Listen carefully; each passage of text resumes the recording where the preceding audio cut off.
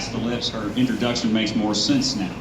Jackie's introduction is, some are thin, some are plump, some are injected, some are covered with hair, and sometimes they turn into a curve that sets everything straight. When you can't find the words, just smile.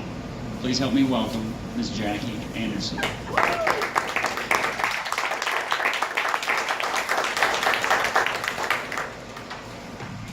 Good morning, everyone. You know, we all have this hole in our face surrounded by our lips, right?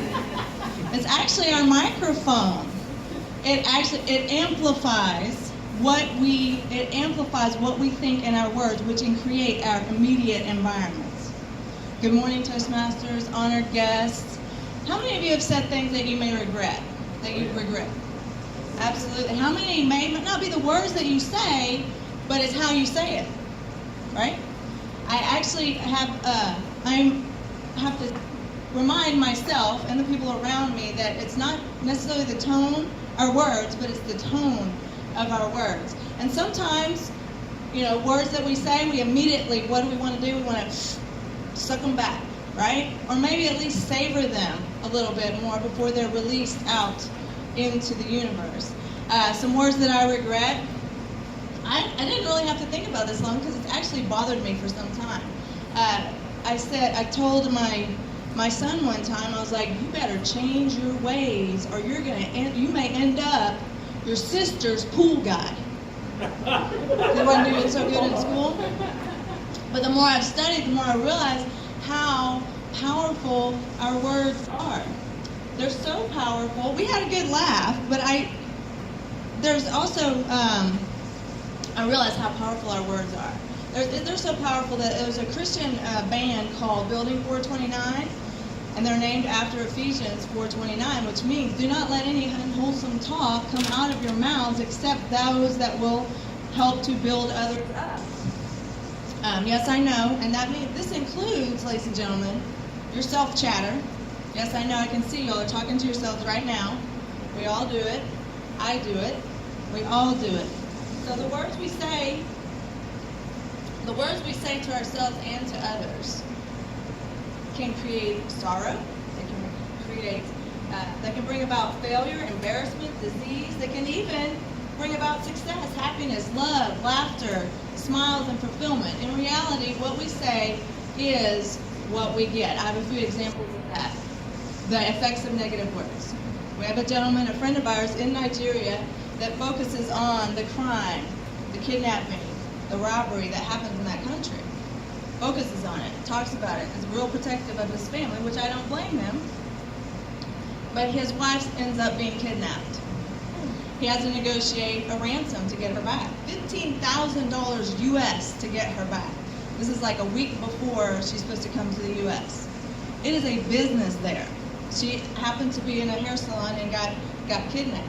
They come, they spend time here, they go back, 2 weeks later, he gets robbed at gunpoint. Crazy stuff.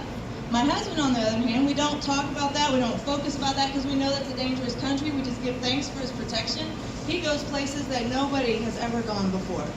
Nobody's ever gone before. Another example of creating your environment with your words, I had to participate in a program called Shattered Lives for my son.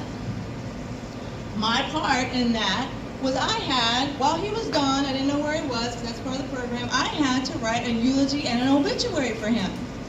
Imagine the environment in my room, in my home, having to do that. There were tears, there was sobbing, but I created that. It wasn't even real.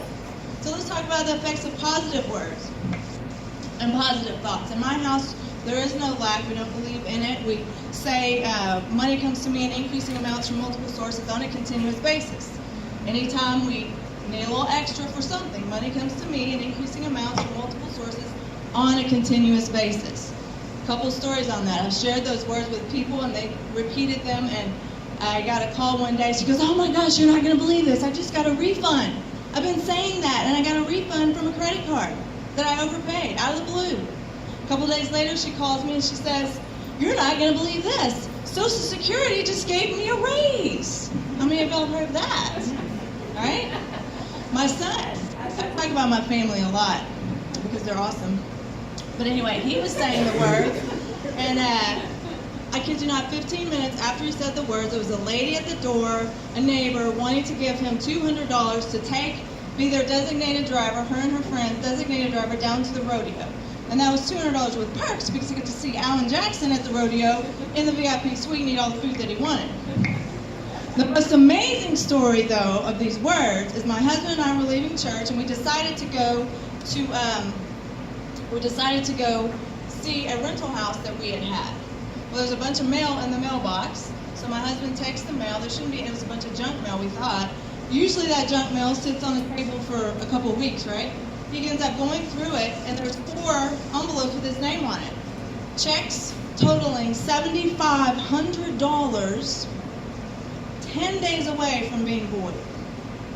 10 days away from being void. Amazing. There is a book out there called The Tiny Creative Force by Charles Capps. My favorite words in that book are, words are like little seeds.